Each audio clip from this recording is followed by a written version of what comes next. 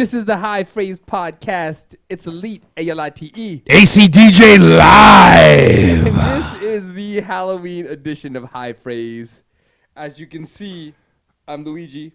And we pulled out the Mario Luigi hats. This is what you would call in wardrobing, last minute wardrobing. Yes, this is the shtick for the day. On the movie scene. But before we get into Halloween, man, can we just touch on something real quick? Yeah, of course. Kanye West was on the Joe Rogan podcast. Yes. And Joe Rogan gave him 3 hours of time. Too much time. You think so? Yes, but continue what you're going to say. Yeah, so here's the thing. Kanye West is a revolutionary in the music world because of the way he approaches music and the way he creates music. Some of the greatest hip-hop music ever created has come out of Kanye's catalog. Through the wire. Right? And for that, I'm forever grateful. But he reminded me in this podcast why I love Kanye and why I hate Kanye. Oh, man. Yeah.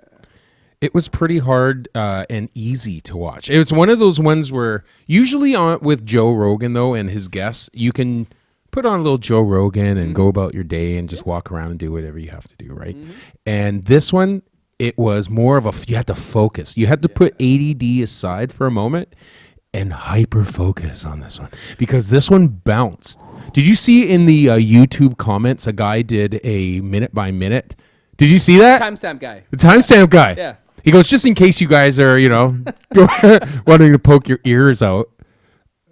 Right? Oh, am I recording? I am too. Good. I'll edit that up. I think just in case. Here's the timestamp. And where did you timestamp anywhere? Did you go to any? No. I can't. I went have to watch it. The most preposterous. I'm going to use that as a fucking symbol, as a shout out to Joe Rogan. Yeah. The most preposterous thing that I heard on that podcast was when Kanye said he was worth $5 billion. Right? He also said earlier in the thing, oh, I'm the second richest black man in America. Oh, I'm not going to go around saying I'm the second richest black man in America, right? Yeah. Is he worth $5 billion? Yeah, strangely enough, he is, man. Is he? After this Gap deal, it propelled him to $5 billion. He was doing great with Yeezy as is. Yeah. Wow, $5 billion. I'm sure some of that Kardashian juice helped infuse that Yeezy brand. Buddy, it explains why he's married to Kim Kardashian. That's a part of it. I mean, don't get me wrong. He's been talking about Kim K since he was before he was married to her. Yes. So he obviously wanted to get some Kardashian love. Yeah. But, dude, they all wear his gear. It's crazy. The Jenners, the Kardashians, they all wear Yeezy gear. So they, free ads by the number one trending people on the planet. Unbelievable. So. It's just remarkable what he has done with his life. And it seems to me like if he really is going to make a run for president, it seems like he has obviously the funds to do it. You need to at least have $1 billion to get there, right, in today's world. And it seems like the only thing he can do besides not going on talk shows and going on 2-hour rants is he has to start putting his money where his mouth is, right? And that's a hard thing to do for a lot of these guys. Yeah, man. Because there is an ego that's attached to being superstardom that's only some are able to put that aside and truly do good with their money. The most of them. Yeah, I mean, do you think his heart's in the right place though? Like you heard a lot of God talk and a lot of care for each other and love each other, and I like it. I like the humanist values. Yeah. I like the non-partisan, no red or blue, no Republican, liberal, humanist values. Let's focus on the humans. I like that. Yeah, I do too. Because it's bipartisan. Everyone wants. Hopefully, everybody wants everyone to do well. You'd hope that, right? You'd hope. I think Kanye's heart's in the right place. I just think that the Christian angle that Kanye has gone down, and I believe that it's true. I believe that perhaps, yes, he's going there. But I also believe he's kind of crazy. Let's just put it out there. He is crazy. Fucking nuts. Right? He's a crazy genius. Yeah. And with $5 billion, you know what I mean? We didn't even have him on. This is how evil he was. He wasn't even on our evil villains list. We were thinking Bezos and remember an honorable mention. We didn't even mention Kanye. No. Kanye's like the secret, right? The secret villain in society. He's gonna sneak up behind you. Bro, man, from an MC's perspective, I can't put him there, man. Did you ever think that he would be the most influential rapper? Because let's just say this: if he does go to presidency. He does make that move, even if he applies and gets some traction and gets into the race and has 100 million votes. Does he now become the most influential rapper of all time? God, that's gross. I think it depends on what he does after he establishes his power. Let's just say some miracle happens and he gets voted in. I think what matters now is what do you do? Because where he's from, Chicago, has got some of the worst gang violence out of anywhere in North America. Yeah. So if he gets into power and focuses on Chicago and fixes it, you got to give it to him, man. And look at what his wife is doing. His wife is becoming an advocate for Criminal justice reform. Criminal justice reform, buddy. Yeah. Who we all know in the United States is going to become the hottest button ticket for the next 10, 20 years. The next generation of people, these COVID babies, are going to be dealing with new forms of justice. Less police officers on the street. More people like, guys in there robbing a bank. And a social worker is going to roll in, right? All right, man, let's talk. Right? Talk you down. Yeah. Well, and it gives her a perfect platform as the first lady. Right? Yeah. So the pieces are there. Yeah. I just don't think the American public's going to bite. Yeah, I don't. No. I don't know, man. I think, and I'm gonna exclude some of my American friends in this because I don't want to insult anybody too much. But I think that the sheeple of the United States will be looking for someone of color to truly get behind. And yes, you have to be smart and diabolical to be a president, but you also have to kind of be different. You have to have a different mentality, right? And coming into the future, I mean, these kids who have survived school shootings and they've survived, things that you and I would never have even dreamed of having to deal with in our life. Imagine a school shooting and with us growing up. It'd be crazy. But if you put your school in perspective, what would have been like if you had a school shooting? Would people have rolled on that guy? Would people have, what do you think? I think in the school that I went to, it could have happened. Yeah. It would have been targeted, though, because there's a lot of gang activity. Activity, right? We had a lot of hood rats, so... And it never happened. Maybe the dude wouldn't have made it. Do you know who... It's because who does it is sad white kids. Yeah, for sure. It's always sad white kids. Yeah. Hey? Yeah, always. Where's the brothers? Brothers ain't going in there shooting up schools. They're not killing anybody else but targets. Yeah. Their gang violence is targeted. Yeah. They hate somebody, they take them out. It's so weird how... It's almost like white people don't have a gang. No, you know what I mean? It's like they don't have anybody to go against, right? No. They're just like the elitists that just sit there and, we're just going to... miserable, and we're going to take out as many people as possible. Dude, that just sounds so crazy when we say it, but it's really true. And that's the States. And I think, Kanye will have a chance, man. If I'm putting my money behind any rapper to be president, Will Smith. Will Smith. Got that bet. Come on, Big Willie. You want to do it. Throw your hat in the race.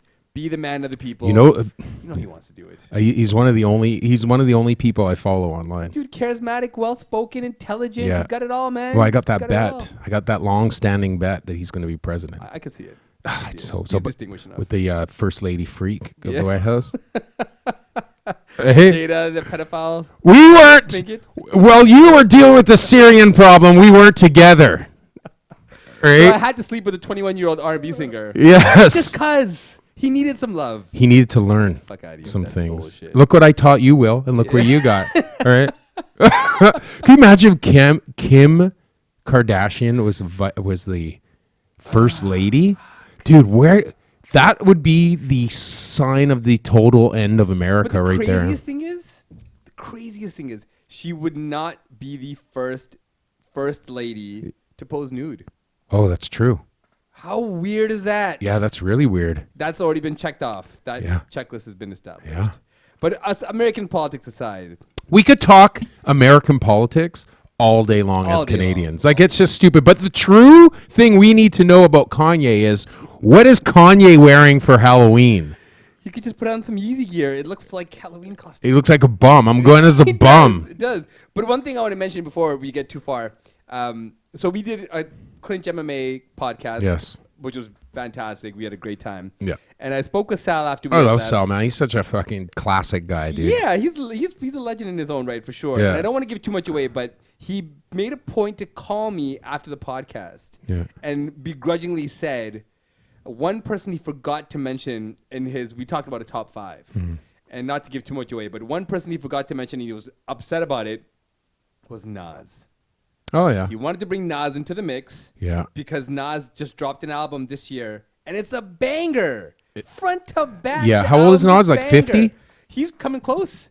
You know, Nas has been pretty legendary. He made some investments into a tech startup and is very wealthy, doesn't have to work, doesn't have to do anything music related, but he's an MC's MC.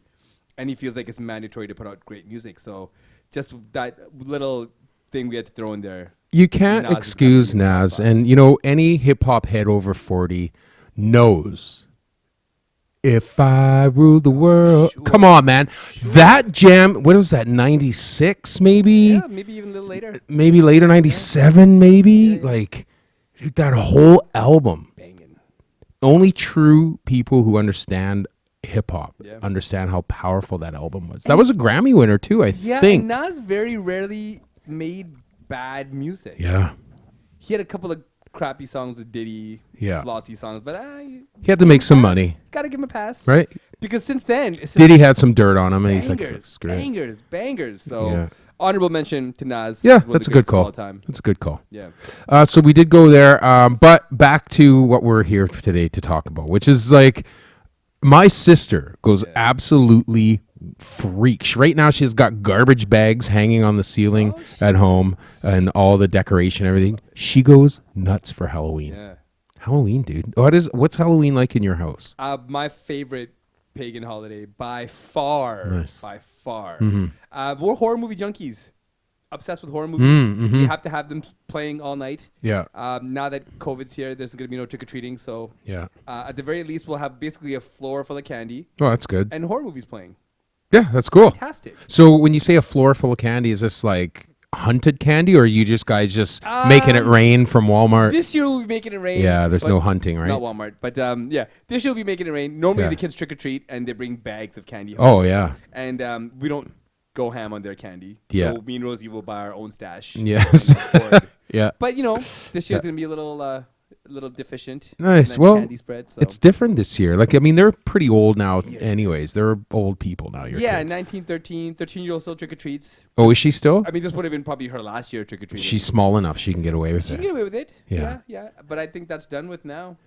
Yeah, you know what? That year when you stop trick-or-treating is a real down year for kids.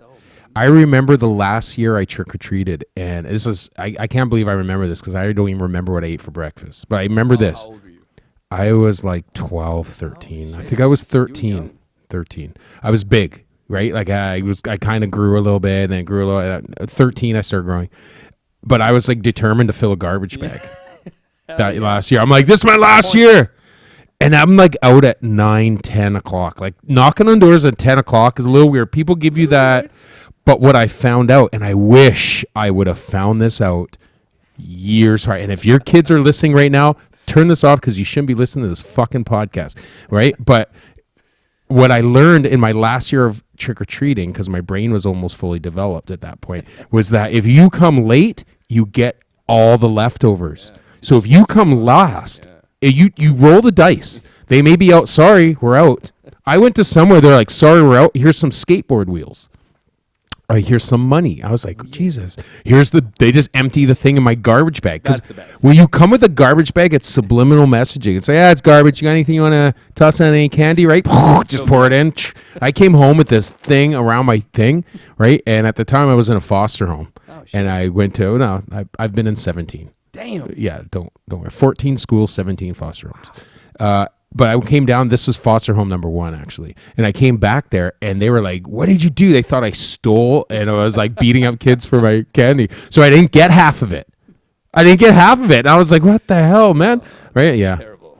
But Halloween, it's a fun one, and I do agree with you, man. Halloween movies are the best, and I think we should find our top 5. Do you got a top 5 Halloween movies? Like, let's go horror movies. Horror movies or Halloween movies? I think horror movies first. I think... yeah, I got to talk. And then we'll go to the villains, which is demonic. Yeah, I really like the demonic possession type stuff. Oh, you're like psycho thriller. I want to be horrified. Oh, like gruesome blood and A little bit of that, but more on the possession tip. I grew up in like a really strong Muslim household. yeah. And is very anti-demon everything. But my grandfather was a very religious person. Yeah. And he was one of these heads of the community that was tasked with performing exorcisms. Oh, really? Yeah. Oh, no shit. So he actually went out to people's homes and Yeah, people that felt like they dragged were demons being- out of them. Yeah, people that felt like they were being influenced incorrectly by Satan or whatever you want to call him. Yeah. He would be the guy to go in and read the prayers to kind of relieve them of their ailments. Oh, wow. Crazy. So he has some crazy stories. Oh, yeah, man. He's And he's one of the only people, it's going to sound crazy, but one of the only religious people that I had faith in because he lived his faith in the way that the book said you should. He loved everybody. He was kind to everybody. He cared for everybody. He didn't bring stipulations into the religion.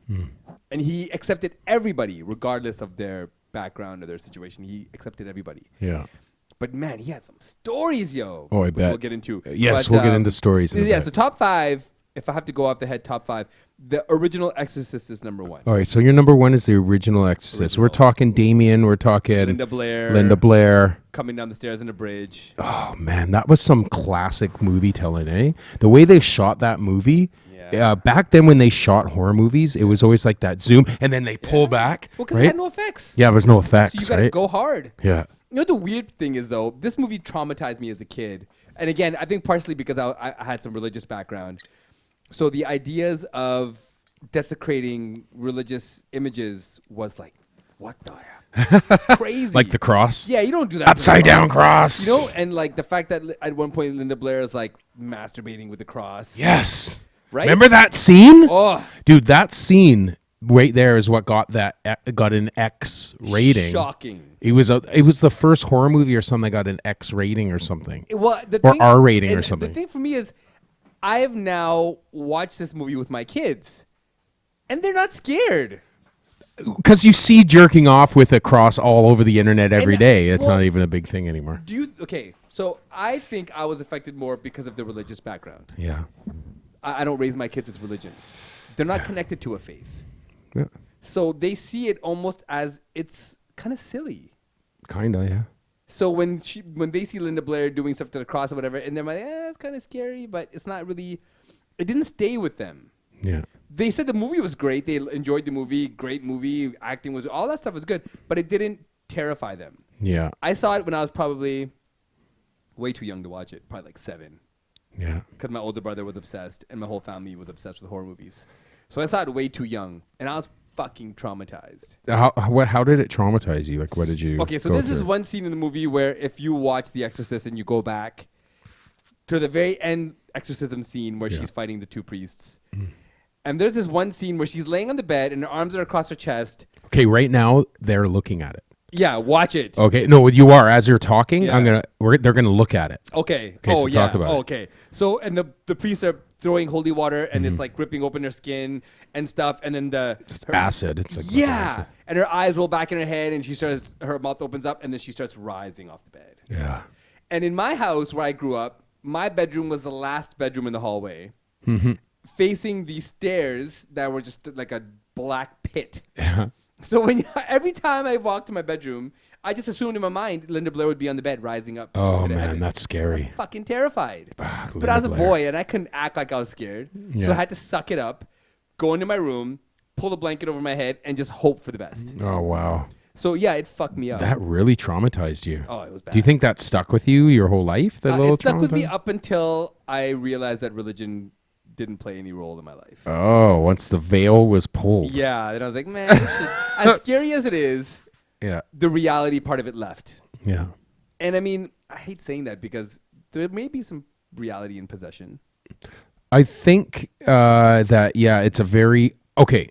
This is really funny because I think I don't know if it's a ghost possession. I think it's a mental problem. So it's psychiatric issue. I think it's a psychiatric issue. I don't know if it's really true possession, but I think that there is some sort of psychiatric issue that causes people to seem possessed, and we have given it a possession thing because we don't know how to cure it.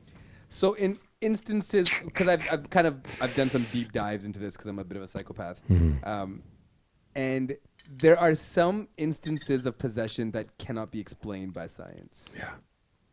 Like when heads going around? I mean, like in The Omen?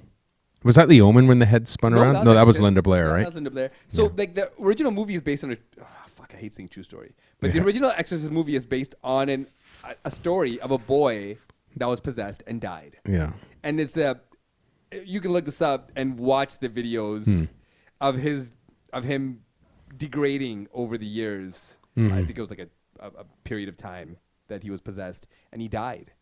And they based that Exorcist movie on his story. Oh, wow. So Exorcist takes the top spot. I don't think anything will ever replace it. I once faked being possessed. What? Yes. What's the circumstance? I was in juvie. Okay. Right? And they were trying to make me do something. I can't remember what it was, but I was like, I fucking... It was funny because I figured out how to make myself look like I was levitating. Okay. Up the wall. Okay, now people are watching, they're listening to this, they're going to think you're totally insane, but I am. And so I was like, trying to pretend I was getting pulled up the wall, but I was pushing up with one leg, right? And shit. Yeah, and they were like, they came in and they're like, there was this place in juvie called the Blue Room. Okay. And the Blue Room is where you go to when you're bad. Basically, they throw you in a room and it's all blue and they lock the door back in the day. Fuck. It's crazy. And so they would usually take you there voluntarily or by force as a kid when you're a kid, right? Damn. So I spent many a Halloween in the Blue Room. Kind of like an isolation. Isolation chamber. Jeez. Yes. That you get wrapped up like a pretzel and thrown into. Man, it was crazy. We'll talk about that on another episode. Yeah. All right. So I'm going to tell you my number one. Mm-hmm. That was your number one? Number one. See, my number one is because I'm a little naive-ish. When I was in Mexico in 1999, Okay. I was sitting in a Mexican prison, and I was hating my life. Mm-hmm.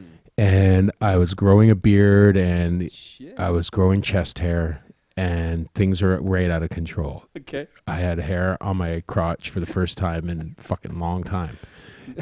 And it felt good. It felt natural. And I'm sitting in there, and a Mexican guy comes in. Excuse the, I'm gonna ad lib. I'm gonna say it's in English, but he said it in Spanish. He said, "Hey, fucking idiot." That's what he said. We have this video. They found this video in America. And I'm like, really? What is it? They're like, I know. There's a bunch of people died, and they got this video, and it's all over America. I'm like, what? And he had a VHS tape. This is 1999. Damn. Right? So 1999. He had a VHS tape. And they had a small little shitty TV with a VCR. And they put it in. And I watched it. And I lost my freaking mind. It was the Blair Witch Project. Oh, shit. And they convinced me, because the Mexicans are assholes. They convinced me, just like they convinced me to eat this candy that was the hottest pepper in the freaking world. Oh, and I ate it, and I was down for 24 hours crying. Yeah, no, it was horrible. Anyways, that's another story. And so I sat me down. They played the Blair Witch Project on this TV. And I think what has made it my number one scariest movie moment was the fact that I was incarcerated in the asshole of the world in Mexico. And I was away from society. I didn't even know who Britney Spears was at the time. She was huge. I had no idea what was going on. And then this guy just pulls out this dusty tape and throws it in. And I watched the Blair Witch thinking it was real. Wow. All right. Now imagine if you believed that the Blair Witch Project was real and something was happening in the world and you had no control and you couldn't figure it out. You couldn't Google it. You couldn't do anything. Scary. Here's the thing. I thought it was fucking real too. Because there was an entire ad campaign leading up to the movie. Brilliant. Of these kids going missing. Brilliant. So when I first saw it, at the very, very end scene, the guy's facing up against the wall and the girl runs in and is like, oh my God. And then something happens to her and then the camera falls down and then it goes black and then they're like, these kids were never found again, whatever the fuck they said. Yeah. I left the theater thinking these fucking kids died. Yeah. Until the MTV Movie Awards, and these motherfuckers came out as hosts. Yeah. I was like, what the hell Remember is this that? shit? Yeah. I was so mad. Yeah, dude. I want to put it up there too. Yeah, it was insane. I went on forever, months. thinking it was real. I'm like, and I'm calling people. Horrible. And what was really bad is that I was calling my friend. I was calling my girl at the time. This is my girl now. Yeah. And I'm like, oh, this Blair Witch thing, and she didn't tell me. Like, she didn't go and go, oh no, it's fake. It's not real. It's a movie. She's like, yeah, I heard something about that. Like, she doesn't pay attention to that shit at all. And she's like, oh, I heard something about that. Yeah, crazy. Like, stupid comment. I'm like, yeah, crazy.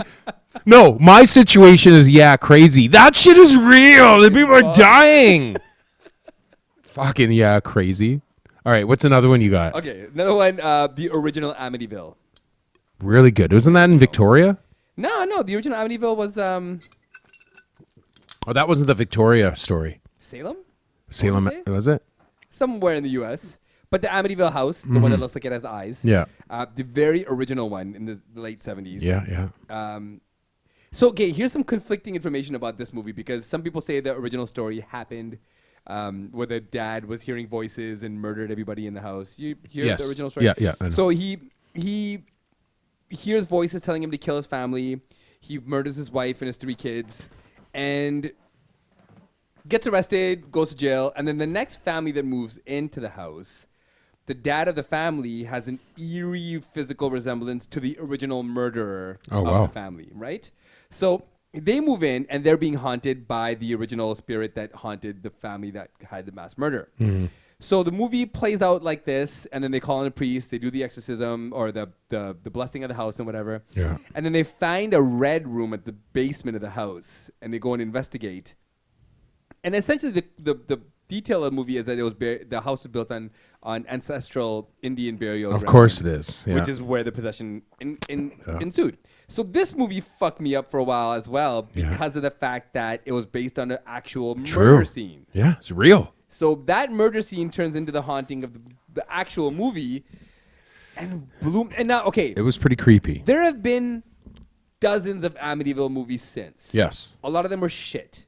Yeah. Ryan Reynolds was in one. Was he in one? Mm-hmm. Oh, okay. The re-up of the movie, which is like the early 2000s. And he did a good job. Ryan Reynolds is a good actor. But they could never capture the kind of eerie, creepy feeling of helplessness this family felt. Yeah. Because this family was seemingly isolated from regular society before cell phones and internet. They couldn't go to anybody. They got to go to the church. Oh, they had to go to the church. You got to go to the church. Just couldn't Google Exorcist. You couldn't Google nobody. You had to find the God-fearing priest to come in and wreck shop and tear everybody up. Man. And again, if you have not seen the original Amityville, dig it up for Halloween. It is worthwhile watch. Yeah, it is pretty scary. And the fact that, the first 2 that you took are true stories. Are they? They're true stories based on true facts. On true events? Yeah. I mean, the Exorcist original movie had a lot of fucked up shit happen. Oh, yeah. During the production. Sets burned down. Yeah. One of the actors died during filming. Yeah. Who just also happened to die in the movie as well. Yeah, weird, eh? Yeah, a lot of really eerie things that went on during that time. And you can chalk it up to coincidence. You can say whatever whatever you want about it. Yeah. But the fact that after it was released, people died watching the movie. That's pretty crazy.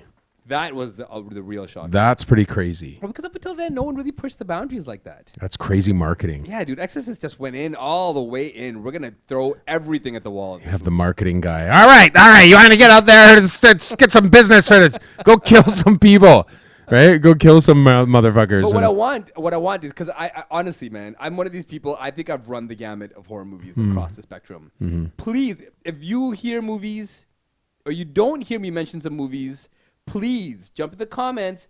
Give me some suggestions, because I want to be terrified. And we'll add some more movies, but I want to be terrified. What would you say is your next? My next? Yeah. After Blair Witch, it kind of gets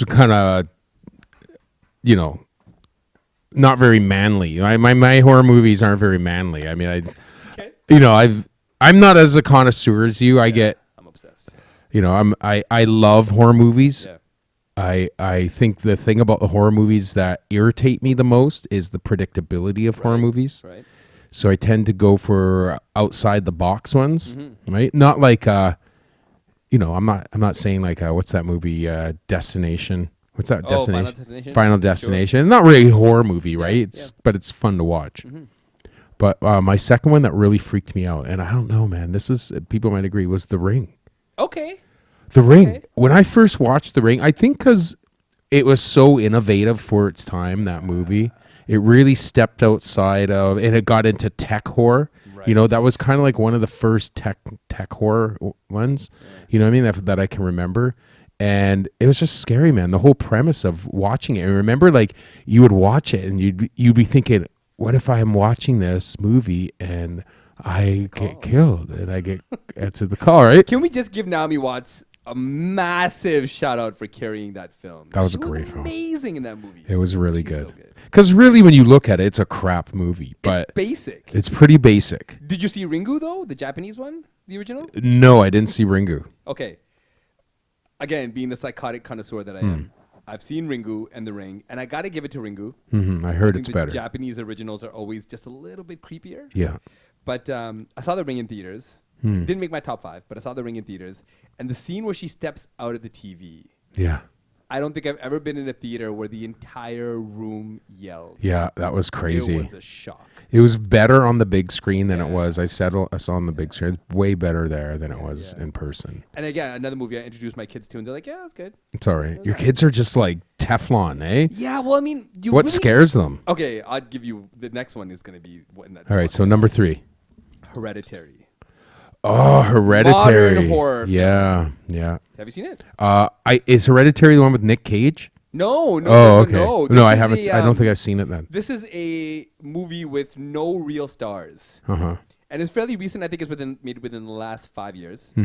And Is that the one with the kid and the mom reading the book or something? No, that's Babadook. Oh, Babadook, yeah. Which didn't make my top 5 either. But good movie, honorable mention, Babadook. But dude, watch Hereditary. Really, It's it's on Netflix good. right now. It escapes all of the traditional religious nonsense that you would get in a horror movie, and really focuses on what's terrifying. And a really unique. I don't want to give anybody. Who's in the movie? Who's in that? Really, no stars. There's nobody's. Is that the one where they get a big house and there's a kid in the house in the top and there's like someone that lives in the house and talks to the kid? No, that's not that one. no. This approaches horror movies from a very sideways perspective. Interesting. Things you would not expect happen in this movie Yeah. that I would never have expected from a horror movie. Yeah. This movie fucked my kids up. It did. Oh man, they were horrified. Is it because it was newer? I think it's because it's fresh. It's fresh, right? I think they did things in this movie that horror movies don't traditionally do. And the feelings that they create in it are so relatable. Any family can, I mean, I don't want to say any family, but families can experience these things and really kind of fall into a pit of terror that really no one would escape. Well, no, if you got trapped in a real life horror story, you're not escaping. You're dead. You're dying. And the crazy thing is We're not heroes. You can almost chalk this up to collective mental illness. What, the movie? Yeah. Oh, interesting. But there's enough supernatural there Yeah. to make the mental illness seem not as prevalent. Interesting. Again, without giving too much away, Yeah. watch it. I'm going to watch it. Oh, dude, I'm going to watch it tomorrow. fuck you up. Okay? My girl hates it, so I have to watch it alone. Smoke one, And watch it. lights out, Yeah. and then do a deep dive. Really? But it can't be one of these things where you're watching and then looking and then your phone. No. It's got to be uninterrupted. I don't turn my phone off all the right, yeah, time. you're, So you're good at that. yeah, I don't have it. My phone won't interrupt me. The plane is always on. Yeah. For those of y'all listening, do me a favor, please take some time. You're gonna have some time. Watch these movies and let me know what you think. Tell me if I'm just a pussy. Well, I'm gonna watch your top 5. Yeah. Hey, you got one that I haven't seen. You've seen all mine. I know it, and I've got some. I got some bad ones What's the next coming. one? Right, number 3 on my list is not really exactly a horror movie, but for some reason, I don't know, it psychologically just messed me up after watching it, and I really kind of liked it. And I haven't really liked the sequels, but the first one I thought was another I like innovative. Yeah. Right? Whereas you're like psychological, I like innovation. Okay. With I think I things. might know where you're going. And I got to give a shout out at number 3 to Saw. I thought you were going to say that. The very first Saw, the psychological mind masturbation that it did to you, They nailed it. It was amazing. The ending of Saw 1 is probably one of the most ingenious endings in a horror movie for the time. Now it means nothing. It's been done now. It's been done, and it's like we're desensitized to endings like that, right? Every ending is like that. But back then, that ending just blew me away. It had the whole Usual Suspects Kaiser Soze vibe. Yeah. You just were not expecting it at all. Yeah. Tremendous movie. Tremendous movie, man. Yeah, the death scenes were amazing. The way people died was amazing. And if you haven't seen these, we're not going to give the endings away. Yeah. We're just going to tease you a little bit. Saw is fantastic. So let me ask something. These first 3 movies that we got here. Yeah. I said Blair Witch, Ring, and Saw. And what is the lessons that come from each one of these movies so far that we've said? Like, if you really think about the deep, profound lesson that is trying to be taught with any of these horror movies, like, because I see Blair Witch, the lesson I would take in Blair Witch is, don't be so ignorant and arrogant thinking that you can just go out in the bush by yourself, you know what I mean, and not communicate with people and not have some safety valves. Like, you're going camping and say, we're just going to go over here and go camping. You could die by some random thing, right? If you don't take precautions. Yeah, just being in the forest, not knowing where you are. Safety first, right? So here's the thing. That's not going to happen to me because I don't camp. Yeah, me either. If there's no cabin or running water, I'm not there. Yeah. So you can say Blair Witch. I'm good with that. Is there a lesson? Think about Exorcism. Like, Yeah, she was playing the Ouija board. So maybe that was because it's the 70s. They were talking about, the church. Got to follow the church. The church will save you. Yeah. Right? Kind of. Okay, so here's the thing. There's some hidden messages in Exorcist which people may not get. I don't know how much you remember of the movie. But, I'm about 50%. Okay, so the beginning portion when they have Father Marin in Iraq, he finds this little figurine and dusts it off. And then there's one scene in the movie where he's standing in front of a statue that looks, this is the image of the devil. And there's 2 dogs fighting in front of it. And this statue, the legend of the statue is, if 2 people go to the statue, if they're father and son, mother, daughter, best friends, lovers, whatever they are, they will fight to the death. Oh, wow. At the statue, because it's the physical personification of Satan on earth. Yeah. And that energy is supposed to make people kill each other. Oh, wow. So some of the imagery that's played into the movie, you don't really know unless you do some deep dives. And again, because I'm a psychopath, I've done the deep dive. And that's one of the images. And the Ouija board aspect of the movie is kind of downplayed because Reagan plays the Ouija board by herself in the movie. Yeah. And one of the myths of Ouija boards is you're never supposed to play it by yourself. Yes, that's right. And you're always supposed to say goodbye. Yeah. And 2 things that she doesn't do, obviously. Yeah. And they don't really play on the Ouija board part of it too much. She just gets possessed. Yeah. But those small little details, man, are fantastic. It's because it wasn't a Milton Bradley Ouija. It was the real deal. You remember back then you'd like prick your finger and drop some blood on it? Did you do it? Did you use it? I had one. You did have one. How long, how many times did you use it? Okay. Did you really believe it? Okay, so, yeah. Okay, I have an older brother who's 3 years older than me, who is a cinephile, obsessed, and goes out of his way to find the most disturbing movies you can possibly imagine. Wow. So Tom's Video, Grandview, and Renfrew. Yeah. They have some fucked up movies there that Yeah. you can't find anywhere else. Not at your Rogers or Blockbuster, Netflix, Amazon, wherever you can think of you finding movies. Yeah. You can't find these movies there. Tom's will have them. Oh, crazy. And I'm going to mention a couple movies, and don't think I'm a fucking psycho, because there's some bad movies. Have you heard of Serbian film? A Serbian film? Yeah. No. It's just called a Serbian film. No. I'm not going to suggest you watch it, because it's thoroughly disturbing. Not in a horror way, but it's just disturbing.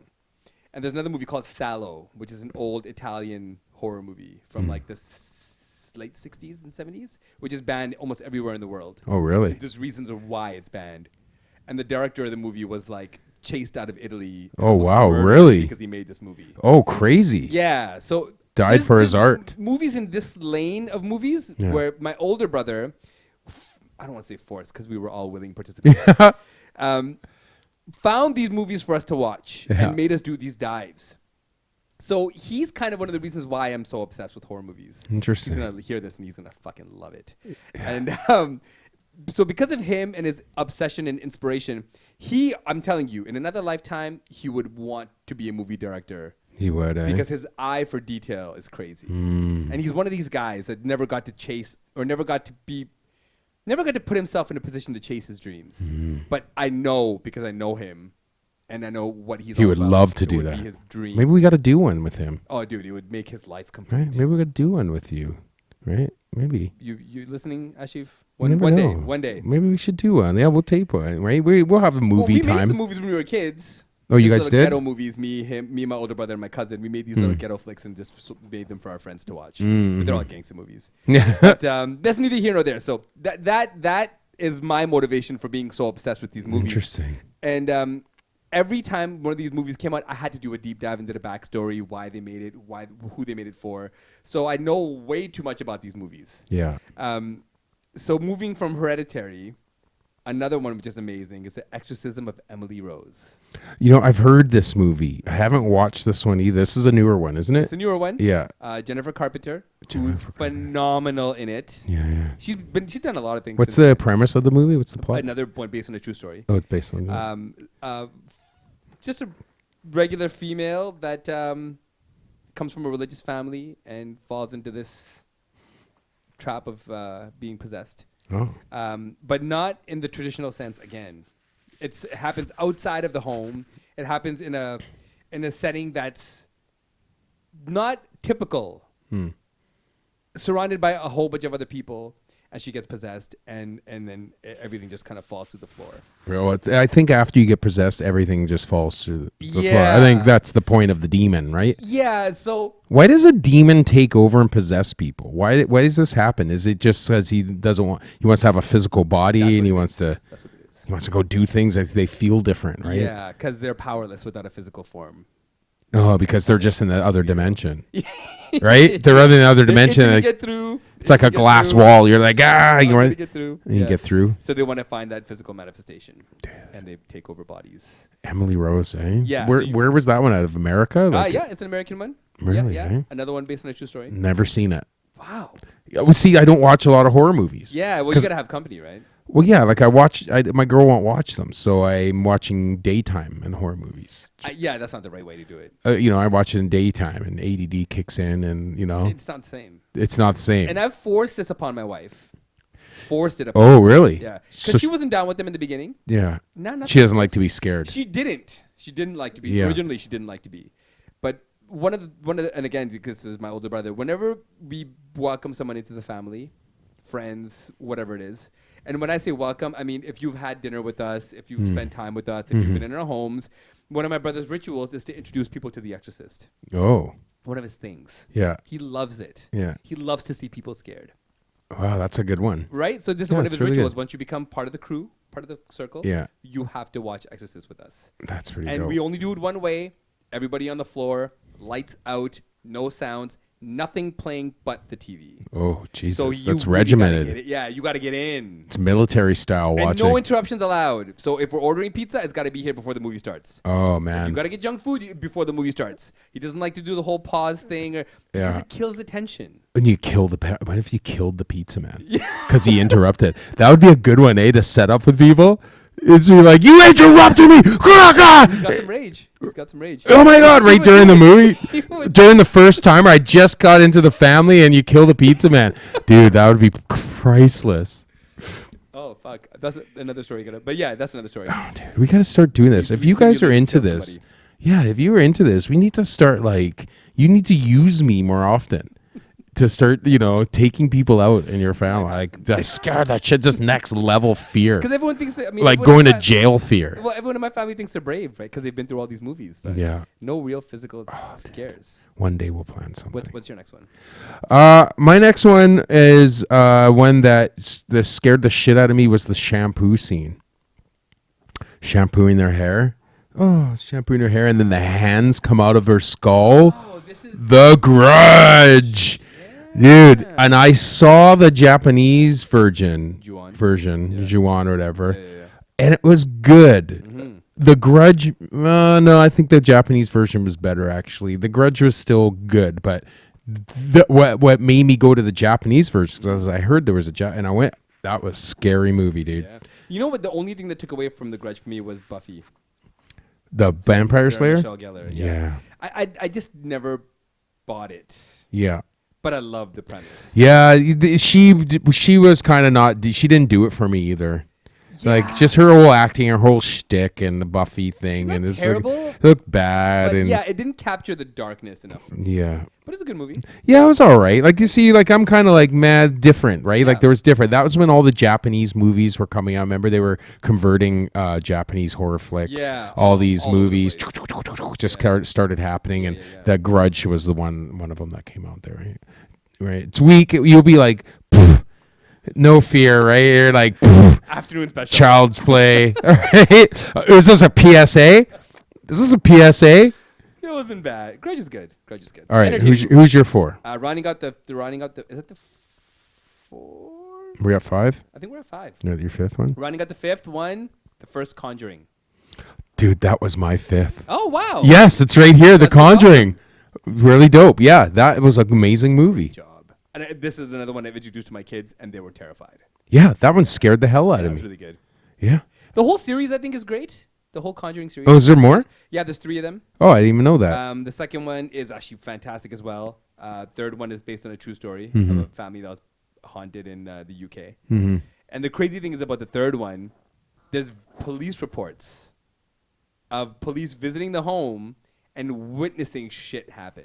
Oh, wow. Yeah, that's the weird part. Like, so this was after the first movie in the police. Well, Or this was- it happened in like the early, maybe late 70s, early 80s, but the movie was made as the third one. Did you remember what they said? Like what Yeah, they saw? so the family, out of obviously being terrified, called the cops and said someone's in our home, Yeah. fucking around with our, with our furniture, moving shit all over the place. Cops show up and they investigate the home. Nothing's happening, and then the mom is like yelling at the police, "This is happening! I'm not lying!" And as she's saying that, table comes sliding across the room. Oh, The wow. cop's standing there, and they both look at each other like, "What the fuck?" Yeah. So in the police report, they put objects moving unexplained in the home. Wow. This is in the police report. So police official, eh? Like objects moving in the home. Yeah, but- Put it in a report. What would you say as a cop? I would be like, lady, you need to pack your shit and get the hell out of this house. Pull the gun. Get out of the house. Like, let's go. Like, aim it at the ghost, right? What do? Get the taser out. So this whole universe of movies is based on Ed and Lorraine Warren, the psychics. Mm-hmm. Sorry, the wife was the psychic. The guy was I don't want to call him a pastor, but I guess a pastor of kind. Yeah. And they have a museum of haunted artifacts. They both passed away now, Yeah. but they have a museum of haunted artifacts. So they have it as they passed away. They still hold it.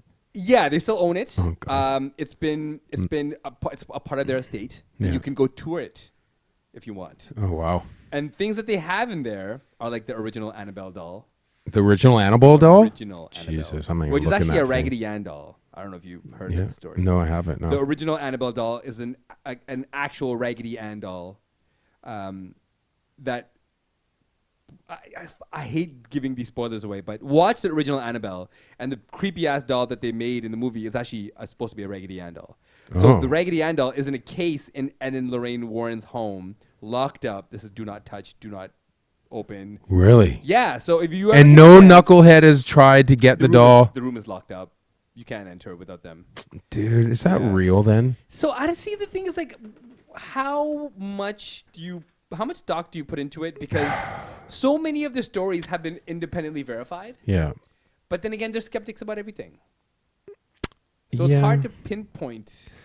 I think that energy transfers into anything, like I believe, obviously we know that everything is made up of energy. Mm-hmm. And when it dies, we always have this thought, well, energy goes somewhere, right? Like there Can't be created or destroyed. can't be carried and destroyed. It's got to go somewhere, Gotta go somewhere. right? It goes into every little baby that's born, right? Your spirit or whatever, right? Whatever it is, right? And I think that sometimes Mm-hmm. energy doesn't have anywhere to go. And so this energy that we Mm-hmm. call our conscious and our spirit or whatever that leaves your body is constantly looking for things to get into. And I think that's what it is. I think a lot of, because we're going to talk about ghost stories here that we've experienced. Yeah. So this isn't just two knucklehead 40-year-old people talking about movies, favorite movies and favorite villains. we're gonna Like go that's somewhere. just the base of this, right? The truth is we've experienced paranormal activity in our life that has changed me profoundly because of it. Damn. And we'll go through those stories in a sec, Mm-hmm. right? But, you know, it's just one of those things, man, where, you know, I think that energy, you know, it's just our ghost, it's our spirit, you know? I really believe it. Yeah. I believe when you die, your spirit just lingers, and we're covered in spirits right now. There's people have died everywhere, and they come and see us and checked up on us, and I don't know. I don't believe heaven. I don't believe in hell. Same. I don't, dude. I think that if we were able to see our parallel universe here, we would see everyone we know watching us. You know what I mean? And we would see everybody we know in the spirit world. So I believe the spirit world exists. For sure. But it's not heaven. And I think this was what maybe the early philosophers thought was maybe heaven, right? Like, you know, in Jesus, you know, whatever. We're not going to get into that because we're not going to get into that. Another day. But the spirit's got to go somewhere, and I think, you know, let's go. Yeah, again, for horror movie freaks, the Edin Lorraine Warren Museum that they have, I don't want to call it a museum. Where is this? This is in their actual original home in the U.S. Some of the artifacts that they have there are fucked up, man. Like they have a haunted painting. A haunted painting? That was supposedly made by the artist's own blood. Oh, like he painted it in blood. His own blood. Dude, that's and then savage. at the end of the painting. Oh, because he ran out of blood. Yeah. Oh, buddy, that's a mic drop. Oh. That's a walk-off right there. So check it out, man. They have a website dedicated to this. And all the artifacts and their descriptions and why they're haunted, why you don't want to fuck with them. You know why I would never go there? Nah, hell no. I would be the guy that's like, we've been waiting for you. You know what I mean? Like, possessed. Stamp your hand. Right? Go ahead. I'm really going up the wall this time. And they're like, yeah, nice try. We saw that in juvie, buddy. Nice try. You're just getting better at it, right? So here's the thing, okay? When I was younger, me and my older brother and my cousin, we wanted to be like amateur ghost hunters. So we would take our big-ass camcorder to haunted sites in the city, reported haunted sites, with our Ouija board intact, and try and conjure spirits. Oh, that's fucking brave. Right? You guys are crazy. Nothing to do, stupid, But nothing ever happened. No. The board never moved. The thing on the board never moved. Nothing ever happened. I can't tell you one incident that we had to verify any kind of experience when we were looking for it. Oh. Yeah. So you got a smart demon. You conjured up a smart demon. Okay, so have you heard of the haunted house on Cambie and King Ed? No. So there's this big, beautiful mansion on Cambie and King Ed, right on the corner, the intersection. And this story is, again, a story. I can't verify the authenticity. But the premise of the story is there was an old house there first. This goes back to like the early 90s. And a developer bought the home after the original owner had passed away in the home. Yeah. She had a funeral. Everything moved on normally. He tore the house down, built a mansion. It's a corner lot. Big, gorgeous home. Story goes, he moves into the home. And the first thing that he does, he had a grand piano that was taken up a staircase and put on the top floor of the home. So the first day he goes into the home, he gets to the foot of the staircase, tries to walk up the stairs, and gets pushed as if he's not being allowed to go up the stairs. Oh, wow. Tries multiple times, cannot go up the stairs, says, fuck it, leaves. Oh, yeah. I would have left after the first push. And this is in the daytime. Comes back with his family. Oh, that's smart. Yeah, right? Opens the door. Sacrifice The them. grand piano is now sitting in the foyer. Oh, boy. It took 6 people to get it up the stairs. That's insane. And now it's sitting in the foyer. Jesus. So he says, fuck it. We're not gonna move into this house. Let's sell this place. Original market value was in the high 900,000s, close to $1 million. Couldn't sell it. Nobody would buy it. Wow. Because the story had caught on. Yeah. He had to drop the price down almost $300,000 loss. Wow. It got down to the mid 500,000s before Yeah. it sold. Me, my older brother, and my cousin thought it'd be great to stock this house. Yes, of course. Just to see what's going on. Yeah. they had like a 10-foot fence. We decided to climb the fence. Mm-hmm. And with our camcorder, this video is available in some high 8 disc where we have to convert one day to a USB drive so we can watch it. The little static things going across the screen. So we're standing in the back of the home, watching all the windows, trying to see something. Nothing's happening. And in the top, at this point, the house is abandoned. No one lives there now because he's trying to sell it. Yeah. So the top of the home, like every Vancouver home, right? Yeah. This one was more deliberate. And we're looking at the windows, trying to find anything. And I'm holding the camera. I pan up to one of the windows, and there's drapes, and there is a figure. Oh, man. Just a shape of somebody. Yeah. I don't know what it is. Looking right at you guys. Don't see a face, just see a shape. And I'm aiming the camera, and I'm like, guys. That's too guys. much. And I'm yelling at the guys. Guys, I'm yelling. Yeah, look, that's crazy. Look. By the time everyone turns, it didn't leave. Okay, the crazy thing is it's on camera. It didn't leave out of the frame. So it didn't go left. It didn't go right. It just left the frame. Wow. That's what fucked me up. Yeah. Because I'm assuming that this person's got to go left or right or down or up somewhere. It just leaves the frame. Jesus. It's the old lady. So we got the fuck out. Oh, yeah. I'm gone. Got out of there. And the house didn't sell for almost another 4 years before it finally sold. One of the days we went there was a full That is creepy. Buddhist ritual happening in the home. Oh, One wow. of the days that we went there. Every light in the house was on, and there was like 4 or 5 monks walking around the home with a little plate with the smoke coming up and stuff. And we're watching this happen. We're like, what the fuck? Oh, wow. They're This getting a house is being cleansing. blessed. Yeah. I still don't know if someone lives there or not. The house still stands. That's creepy, eh? That So- could just sit there. Yeah, make it a part of your Halloween tour, y'all. Don't go to the house. That's what the guy should do, is turn it into a Halloween tour. Amazing. Right? But King Edin Canby, corner lot. Dude, that's just creepy. That's too close to home. Gorgeous home. Wow. That's a fucking waste. Well, you know what, though? Like I said, it fits in with every other Vancouver home, and Vancouver just sits there with nobody in it, right? But I want to give an honorable mention to a couple of flicks that I think are fantastic. The original Phantasm. Never saw it. Never saw it. No. It's about a creepy old guy that's got this ball. And it sounds terrible right now the way I'm describing it. That's not the premise of the story. Sounds like Hellraiser. Like a little bit like Hellraiser. But he was just like a creepy old man. He didn't have any pins and shit in his face. So honorable mention to Phantasm. An honorable mention to Nightmare on Elm Street Part 3.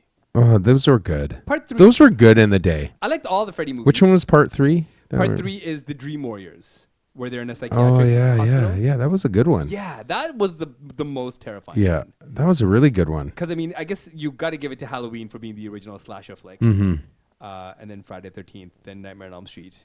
But I believe that was one of the first psychiatric kind of thriller ones, was the Nightmare on Elm Street 3. Yeah. Because you didn't really see Psycho movie, like Psychiatric Institution, really. before that, right? You didn't really see that. I want to give a shout out to The Cube. Oh shit! Hey, The Cube. Right. Love The Cube. That's a good one. And there's a French one that's on TV right now about the floors. Have you seen that one? The I prison? heard about this. Haven't watched it though. It's pretty good. So the prisoner goes in and there's like 100 floors. Okay. And what happens is like this food comes down on this thing. Oh, you got to watch it. It's really I good. read the synopsis. Yeah, it's But really Cube good. is underrated, man. Cube is really Very good. underrated. Really good. Like it's shifting. Oh, you got to fucking get in there, right? And one more really underrated one, which you're gonna have a hard time finding: Serpent. And the Rainbow. Yeah. Yes. Dude, yes. That is a classic one to end. That one scared the hell out of me, getting buried alive. Yeah, man. That scared me, The man. voodoo part. The of it is voodoo terrifying, part. man. And in my culture, Indian culture, black magic is a big thing. So it's a really big, it's a real deal. It's like a religion, black magic. Oh, for sure, man. Can we even talk about this?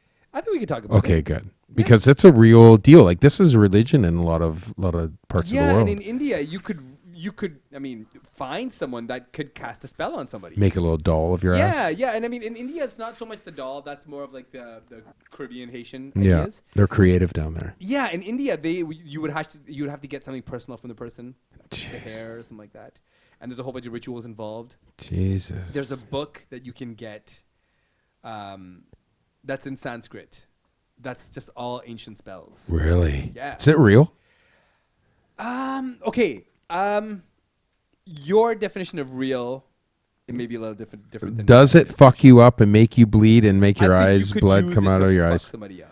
Wow, and it really cursed their life. Yeah, well, I right? mean, you could use prayer to help people. Hmm. You could use diabolical curses to fuck people up. I think it's just depending how much energy you put into it. Wow. What if you could have like because if you can make bad curses, you should be able to make good curses. I think so. Right? Some good voodoo. I had a relative that was on their deathbed, and very popular person, surrounded by family in his last moments. And he was at a point where the doctor basically said, say your goodbyes, say your prayers, he won't make it the night. Oh, wow. Essentially. Yeah. So there were probably 30, this is pre-COVID, so the hospital is full of people, about 30 family members. And they all said, let's pray for him. Let's pray for him to have An easy pass. Wonderful goodbye. Yeah. Right.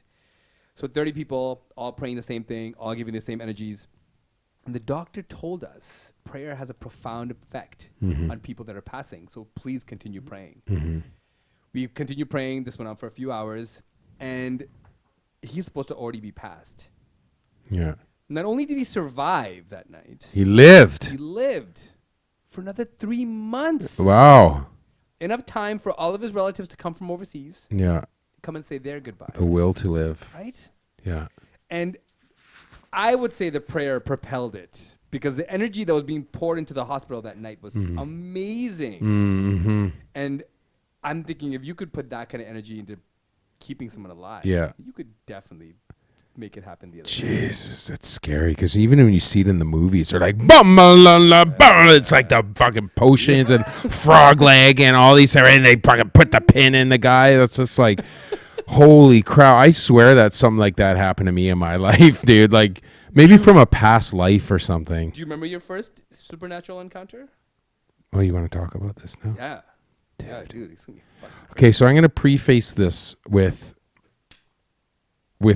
one note to everybody listening and watching. What we are about to talk about is real. Nothing that we are about to say is fake. I don't care about looking like a G in the ghost telling story. I don't care. If I had nothing that ever happened to me, Reef, I would say nothing's happened to me. Easy. All right? I don't want to front and say that these things have happened. But these things that we're going to talk about have happened in my life. Can I crack this open? Yeah, of course, that's for you.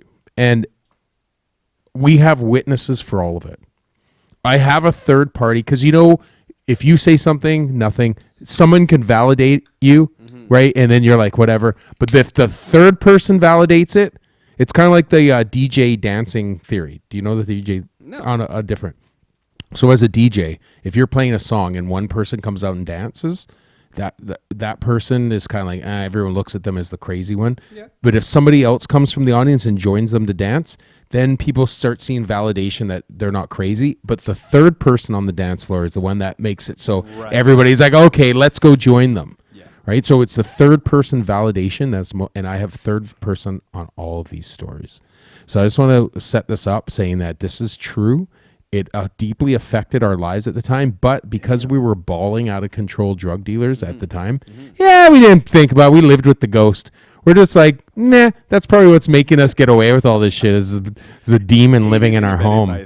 Dude, it was crazy. It was so crazy, and I'm going to take you back to the summer of 1993. Damn, okay. The G-Funk summer. Okay? Summertime in the LBC.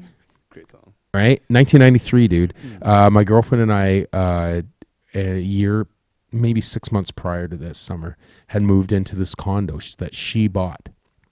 And it was a really weirdly placed condo because across the street was this place called Royal Athletic Park in Victoria. And it was like where they played sports and they had concerts, outdoor concerts and stuff back in the day. And then on the other side of us was a Indian like property where it was like low income housing kind of, right? And then next to us was this it sticks out as much as my house does in this neighborhood. It was just like a sticking out brand new condo building built there. And so the developers, had gotten part of this land from natives. next door. What we didn't know until we had a medium come into our home. Damn. We got to the point, dude, where we had to get a medium in the house. And she came in and she's like, holy crap. This house, this condo is the entire building is filled with spirits. This is on an Indian burial ground. They didn't research that property and built and whoever owned that land, whatever, there are graves on the property. Wow. Right? So we didn't know this until we had someone come in. And we stayed anyways, which is fucked. But on the first, while the house was being built, we had a friend of ours, Sandra, and another friend of mine, Jason, who we hooked up. They were strangers, and they were like, hey, we're going to hook up. Can we hook up in your girl's condo? We're like, sure. We didn't live there yet. It was just being built. And this is your first supernatural experience? This is the first one. And it was just being built, and I was probably 19 at the time. And they're like, yeah, go ahead. So they got a mattress. They put it on the floor in the condo, and they stayed in the house. About 3 a.m., I get a call. Oh, my God. Hey, man, I got to get out of here. I'm like, what the fuck is going on, man? They're at the condo. And they're like, oh, they're fucking losing the plot. And we're like, what's going on? Back then it was like, pager and then call them, right? It was like page feed, call me by the number, right? So we call them, what's going on? Oh, my God. And so what had happened is Jason and Sandra had gone in there and they were kind of doing it. And after they did it, they were going to go out to the patio to have a cigarette, right? Because Angie didn't want anyone smoking in the new house. Yeah. And so they go there and they go to the patio and they stopped. And out standing on the patio was a little girl with pigtails standing there in the dark of the patio. And my friend Jason's like, what the fuck is that? And Sandra, they both saw it and ran out of the condo. Zoom! Like a little girl standing there looking at them. And they're like, so the next day, so they went and ended up staying. I can't remember where they stayed. And the next day, we went to the condo. And we're like putting stuff or like looking around, whatever. Like it was pretty much built, and we're like putting stuff in there. And in the kitchen drawer, my girlfriend Angela pulls open the kitchen drawer, and sitting in the drawer is a little girl's bracelet. What the fuck? And we're like, what the fuck is this? And I can't remember the name on it, dude. And this is the weird part about it. I don't remember. I kind of didn't pay attention to it. As weird as that was, I was like, whatever. We're like, oh. And then we knew about the girl's story. And we're not putting two and two together because we're, basic for all intensive purposes, white people in a horror movie. You know what I mean? And so we didn't really understand. And so then Sandra went back home. And she lived in Edmonton. And so she went back home. And maybe three weeks later, she calls us up and is like, oh my God.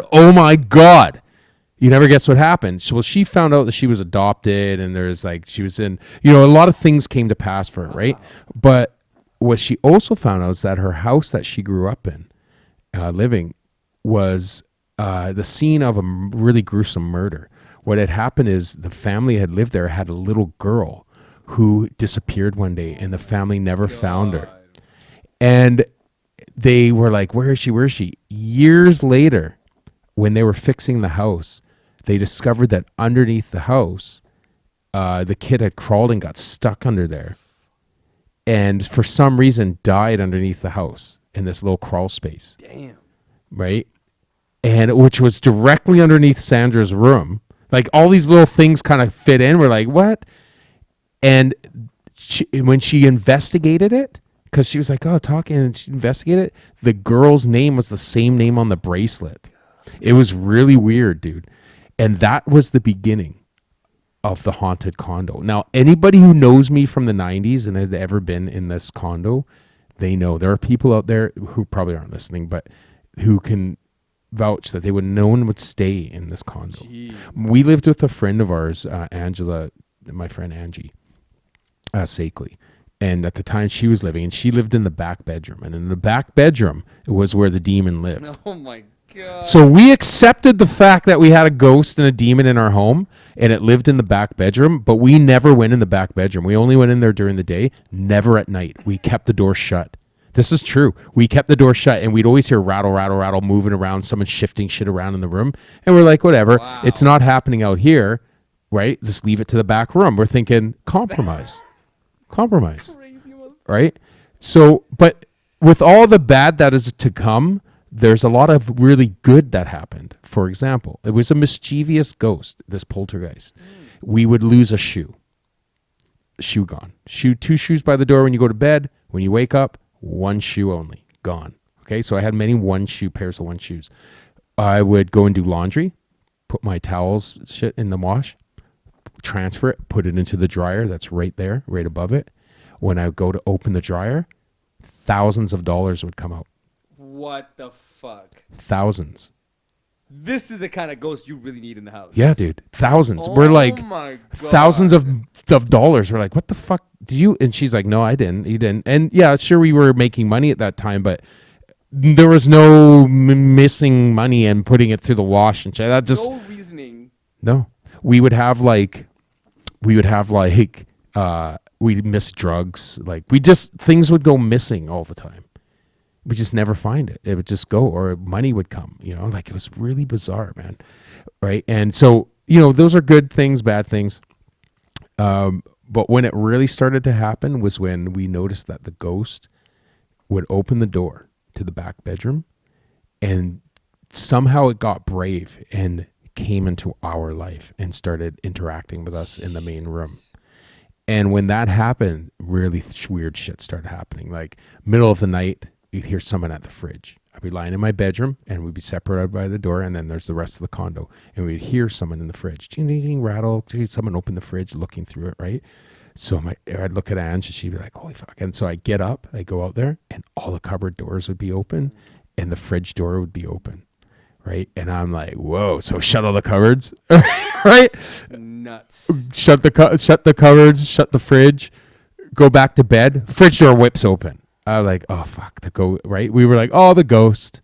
And this is true, dude. Ange will vouch for this. We were just kind of like, whatever. One night, my friend Sandra, here, like this, because I'm talking. Sandra, myself, and Ange, we were sitting in our bedroom. And the door shuts. Boop. So I'm like, fuck, it's the ghost. Ha, ha, ha, it's the ghost. Go to grab the doorknob, and I couldn't turn it. Someone's holding it from the other side, keeping it closed. I'm like, and the girls are like, what's going on? Like, something's holding the door. I'm like, I couldn't do it. Then I let go and I step back, and the door whips open. Like weird things like that. But that's not the weirdest. That was just kind of stuff we lived with. Dude, we had when we knew it got serious and I started thinking that, this is a jealous ghost, prankster, poltergeist, something, right?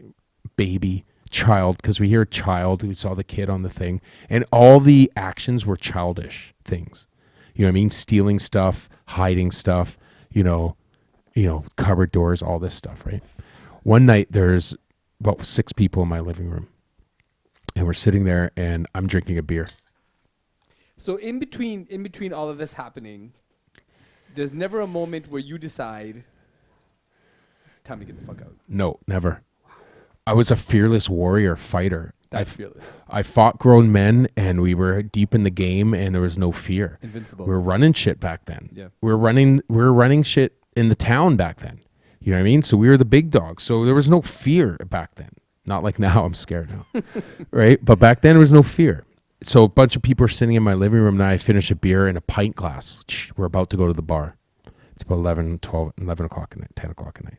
I finished the beer, and I put the glass down on my table. There's my homie, Aaron, at the time was sitting there, my other friend, my girl sitting right here beside me. All of a sudden, the pint glass implodes. Now, you've seen things explode. You ever seen something implode? On TV. On TV. Yeah. The glass imploded into a pile of that, and all of a sudden these piles started jumping all over the place, all over the table. Ping, ping, ping, ping, ping, ping. And we have people watching this happen. And we're like, holy shit, what the? And I'm trying to think something scientific, like some sort of high frequency, right? You're starting to debate. You want to try to debunk these things, right? Yeah. Oh no, that glass imploded. Pieces started dancing all over the table. And what do? We went to the bar. Right? Okay, how long of a period of time was this movement happening? 2-3 years. No, the glass. Oh, like after it exploded? Yeah. Probably about, a good minute. So it can't even be a residual effect of the implosion. No. It's not like it imploded and just scattered. No. The pieces were acting individual, dancing and jumping and exploding from the pile. And the last thing, well, not the last thing, but the one last thing I can remember, my girl would know more because she went through more. So we're sitting in the room, same type of people, situation, nighttime, listening to music. TV's off, sitting in the corner, big screen TV. All of a sudden, for no fucking reason, a blue dot appeared in the middle of our screen. I'm like, hey, look at that blue dot. And it shot a laser out of the TV into my girlfriend's chest. Didn't hurt her. It was a light laser. Like zzz. It was visible to you guys. Visible to everyone. And she felt it? She didn't feel it. So she saw it? It came out and shot directly in a straight line right to her chest. Held it for about 5-6 seconds and then disappeared. Turn on the TV. TV's fine. Nothing. Dude. And so now we decide to get a medium or to get someone to walk through the house. And we get this fucking little old lady. This is pre-Google search, so you had to, white pages, yellow pages, word of mouth? No, even worse. Nice. Walk down to the psychic down the block. Makes sense. Because back then it was just a dude reading it was a chick That's reading kind of your. the logical way of doing it, actually. That's all I thought. Yeah, I'm like, well, let's go talk to the psychic. And she's like, of course, ching ching, I'll show up. Mm-hmm. And she shows up and she walked through and she's like, there's some very angry spirits here. I'll never forget it. There's some very angry spirits here. They don't like what you're doing. But they're working with you. Hold your thought. Yeah. Hold your thought. Yeah, answer it. Hello? Hi, T. In the middle of the podcast. Almost done. Okay, what's happening?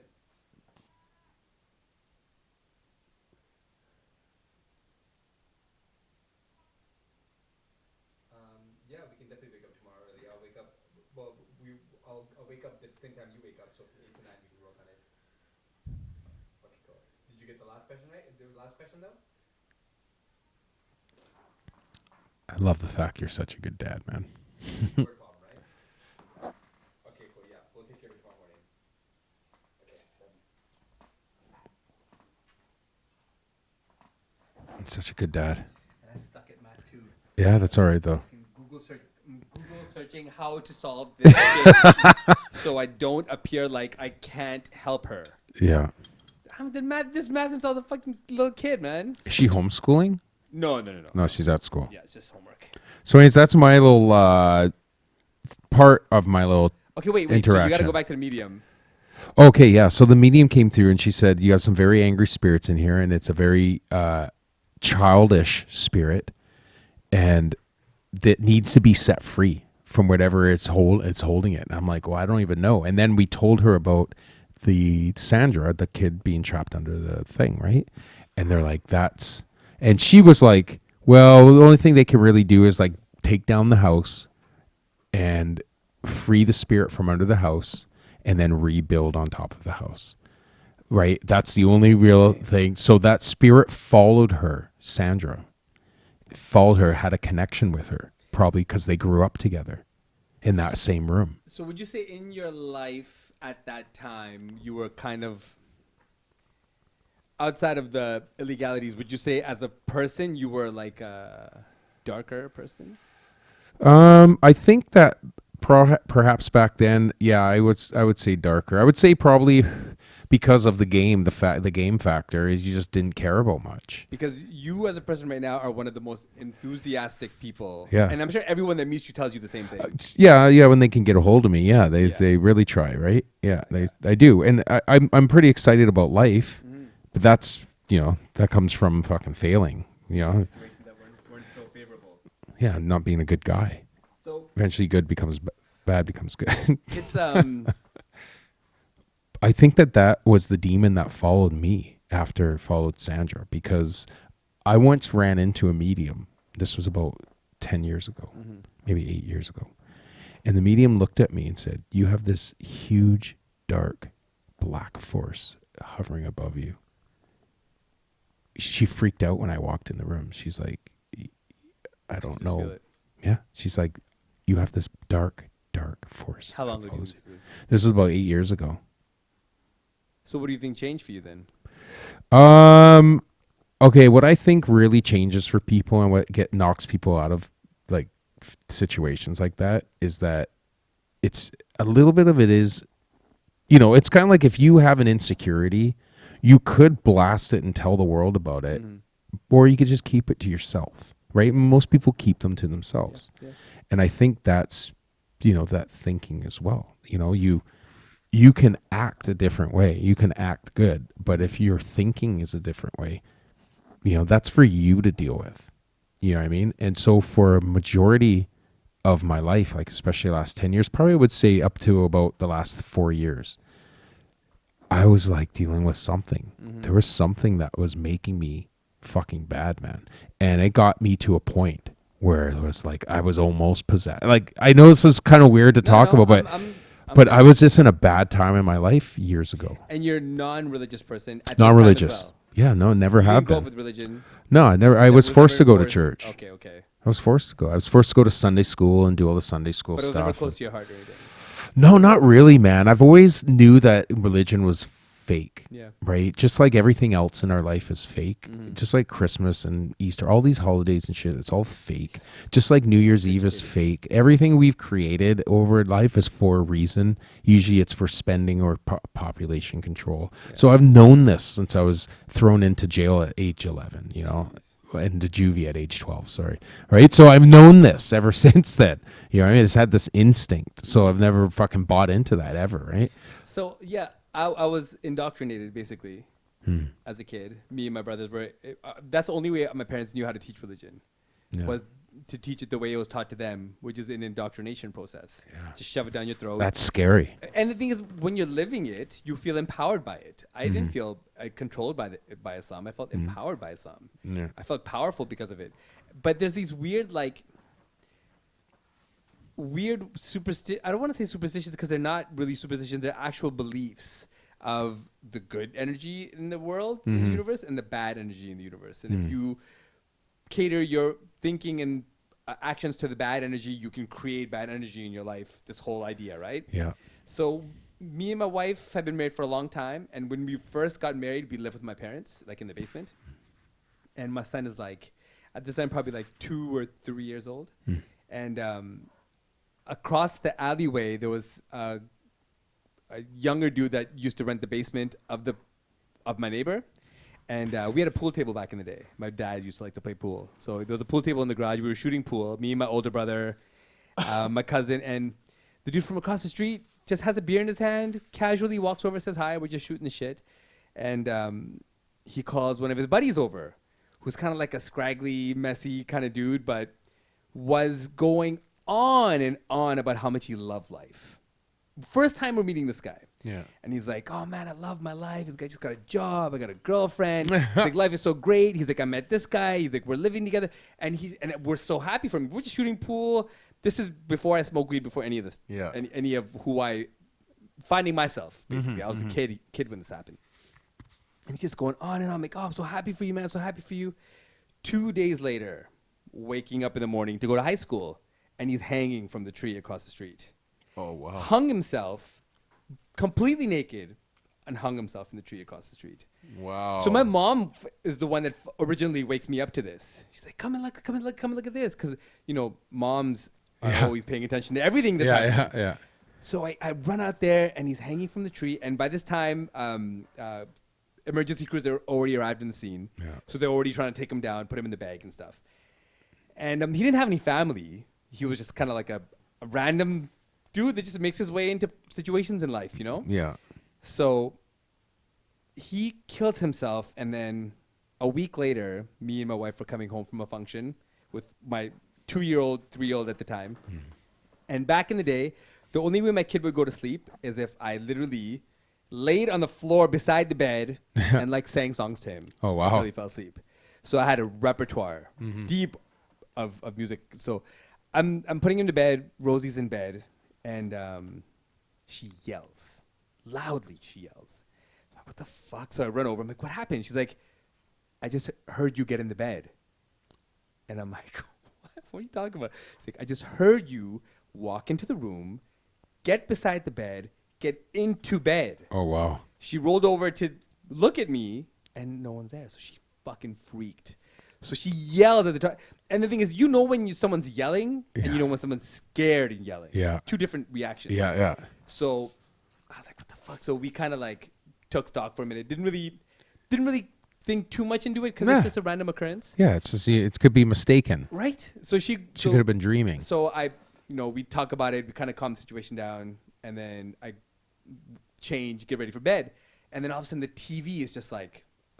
This was the era of when you turn on the TV, you could hear it. Yeah. If the house was quiet and you turn the TV on, everybody in the house could hear it. It's like a wow. Yeah, for sure. It creates that buzz kind of. Yeah, you could electricity all of a sudden. So we're in the bedroom and the TV turns on. And I'm thinking maybe my kid woke up, turned the TV on. Mm-hmm. So first thing I do is go to the room. He's sleeping. So I walk towards the living room and the TV is on and the remote is on the floor facing upwards. Oh, wow. So not pressed upwards. So Rosie runs behind me. We're both looking at the TV. We're like, what the fuck? And as we're looking at the TV, the volume starts to go up. Oh, wow. To like full max volume. And we're looking at the remote not being touched. That's crazy. So we're looking at this. We're like, what the? So I grabbed the remote, turned the TV off. And that was kind of the end of it. Mm-hmm. For like maybe good 3 months, nothing. And it kind of fades. You don't think about it anymore. Yeah, and then it's kinda... a couple of random times in that basement, I would get reminders, just like subtle reminders that something is there. And you know when you feel something's there, but you can't really give it a name. I remember sitting on the couch watching TV, and like when a kid is running, they kind of pant. Kids just like they get really excited. They have that little pant. So I'm watching TV. Just got home from work, sitting down, and the way the couch is set up, you can walk completely around the couch. Yeah. So I'm laying back on the couch, just watching TV, and I can hear literally a kid run half circle around me. Oh, wow. And loud enough to the point where I actually had to like get up and like actually look around me to see if anything was there. But there's nothing there. It's just like subtle little reminders that something is with you here. Oh, wow. Crazy. Yeah. So it's always been like a weird kind of abstract presence in life. And so this is in your parents' basement? This is my parents' basement. Wow, crazy. Yeah, and the thing is, like, growing up, we come from like a culture where hauntings and all this kind of stuff are kind of prevalent, right? It's kind of like... It's normal. It's talked about because they're originally from Fiji. Yeah. And Fiji's an island, and you mixed Indian religious and cultural beliefs with island indigenous cultural beliefs. There's a lot of like, there were small little superstitions. They would tell girls to not... leave the house at night with your hair out. Oh, wow. Yeah, because having your hair out can attract spirits. Like those stick in your hair. So you put your hair up when you leave the house at night. Oh, my God. And it was a thing. Like, it becomes a thing in people's lives. Oh, yeah. Right? It's crazy. These kind of little tales that we're told as kids kind of grow with us and grow with us until we're adults and become a big part of our thinking, man. Big part of our belief. So I think there is something to it because I've seen things that I can't explain at all. Like what? Like, the situation with the modern things. And I have a really close friend that's always been in really shitty situations and currently incarcerated. And he had situations playing the Ouija board that detrimentally affected his life forever. Sadly, it sounds like it. Yeah, so it altered his perception of like what's visible to see almost, right? And now he's in a situation where he'll probably never be free again. So that's weird because I played it when I was a kid, and I know we've had times where it was super scary, and when like shit actually happened, like you can actually see like it was scary messages, and oh man, it's really scary. The Ouija board. Movement. Oh yeah, experience movement. Yeah. Oh yeah, and that's why I'm thinking like, wow, did something happen to me as a kid using the Ouija? Like, if you retrace your life steps, now that we're talking about it, I mean, I did Ouija when I was 11 years old. Damn. right? And we did it, and it was in a Esquimalt, and I did it. I was going to school with the guy. I can't remember who I did it with. But yeah, we used to do it all the time. And there was a couple of girls. And who knows what could have happened? Do you remember it? Right? Like, who knows? Now that I'm thinking about it, like, geez, everything started for me after that. My little life of disobedience and... Do you remember the feeling in detail of being there? Or is it kind of faded now? It's kind of faded now. I can't really remember. Like, it's just coming to me now that we're talking about it. It's kind of like, oh yeah, you know what? Come to think of it, you know, possession might grade be. Grade 6, grade 7. You were a kid. Yeah, I was a kid, right? Just in middle school, basically. Yeah, it's so weird when you think about that, dude. So it's like, could that have been the black cloud that just followed me my whole life? This fucking demon or something that we spoke to as children that just spoke into existence. Just latched on, right? And just dragged me down and made me make bad decisions. And maybe it's still there in this podcast. We better, yeah, right? And this is just another bad decision, right? No. So right? yeah, no. So earlier when we initially brought it up, you referenced it more to be like a mental illness.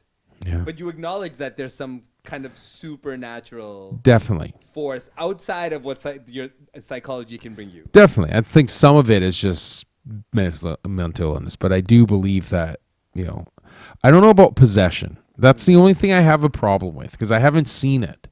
I've seen the you know, the money coming out of the dryer, and I've seen like, dude, that's a fucking white privilege ghost. Yes, it gives you fucking money. It was a child. Every spirit I've seen has been a motherfucker. But it's stolen shoes and 8 balls. Like we'd have 8 balls missing. Of all things, always 8 balls. I'll give you one story of it's weird possession that makes me believe in it, in its existence. Okay, and I'll try to keep it short but detailed. So, the family member, I'm not gonna say any names, but family member, his father passed away. Not like we're not like directly related. I'd say like an aunt, third removed. Yeah. Okay, so her father passed away. They never had a good relationship. So she essentially was the kind of person that never really had a stable place to stay or a job or anything. She kind of just lived with families. And in the Indian community, you don't turn family away. Yeah. If they need a place to live, they live with you. There's been many times in my life where family members didn't have jobs or stuff, and they just live with us. And it was a normal thing. I just had to move in with my brother, and there was a room to spare. Yeah. It's kind of just like a normal thing. So this one person was staying at one of my aunt's places, and in the middle of the night, they're all watching TV. In the middle, like this is like maybe 2 a.m. They're all watching TV, and the aunt is sleeping upstairs. It's a flight of stairs that requires you to walk up 7 stairs, turn right, walk up another set of stairs to get to the bedrooms. So everyone's watching TV, and they hear a loud thud on the floor, like someone fell out of a bed. So they didn't think anything of it. They kind of just left it alone. And a few minutes passed, and this is in this room where they're watching TV is my aunt, my grandmother, cousins, and grandfather. Grandfather's very religious. So they hear someone coming down the stairs, and then they hear not footsteps, but it's like thud, thud, thud down the stairs. Yeah. So my grandfather turns, and at this time he's fairly young. He was very energetic and very devout, and he kind of walks to the stairs very bravely and says, "Who's there?" Right? And coming down the stairs is the aunt that's living at this house, but not walking. She's holding her own hair as if someone's dragging her down the stairs. Oh, wow. And she's trying to hold her hair to not be dragged. So she's being dragged down the stairs by somebody. Wow. Yeah. So my grandfather sees this, runs up to where she is, and puts his hands on her and starts praying, I guess, doing the prayers that are required in Islam. Like you always see it in Catholicism and Christianity for the movies, but Islam has the same thing. They're all Abrahamic faiths. Yeah, they have to. Everyone would have to have their 9. Yeah, all the Abrahamic faiths have these superstitions about the devil and stuff like that. So he goes and starts doing these readings and stuff, and it works. And she just kind of falls asleep, and then the front door, which is just around the corner from the bottom of this, just flies open, and it crazy ended there. That instance ended there, but ended up manifesting into other weird things. Weird. So what did the demon want with her? Do you So think? Like, she started having nightmares of her dad coming to her in his sleep and abusing her. oh, So for the next like few years, revolving pattern of incidences yeah. with her being attacked by her deceased dad. Wow. So Yeah. like the spirit or the demon was mentally messing with her. Yeah, just, and it wasn't a good relationship when he was alive, and I guess it just manifested into a really dark way after he passed. crazy, man. That's some dark shit right there. That's Halloween. Yeah, that's what it all is about. Thank you, pagan beliefs. Right? Yeah, it's crazy. It's so a lot of those stories that people come up with, probably it happens to them. You know, Yeah. because it's not just you and me having things happen to them. Like obviously things happen to everybody. Or at the very least, they believe it's happening to them. Yeah. And whatever you believe is happening to you, you can make happen to you. Yeah. Right? I'd be interested to hear stories if anyone has any stories to just drop them please, down in man. the thing. Yeah, record it, tag us in your videos. I just want to see some scary It'd be shit. cool to know as well Yeah. if somebody does that they're listening this far into the podcast.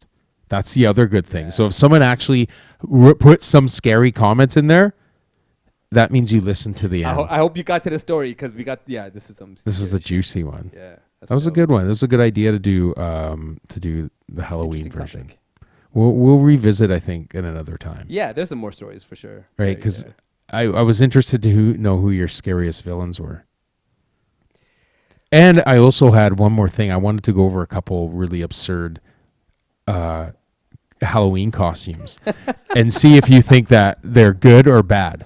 Okay. If you would wear them or you wouldn't. Oh God, yeah. Right? So this is the Halloween version of would Arif wear this costume or wouldn't he? Yikes.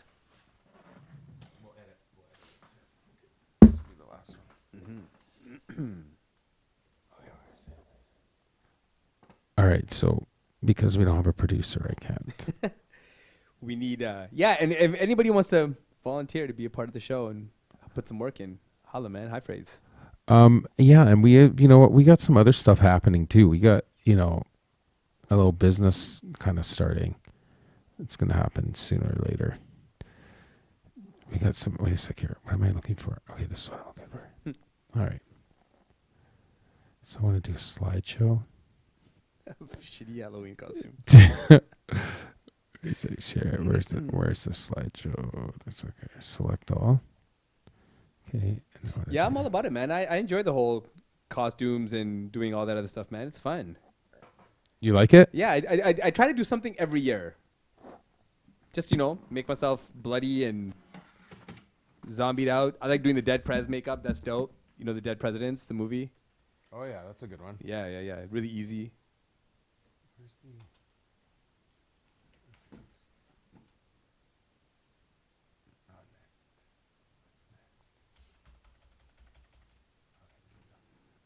Oh, shit.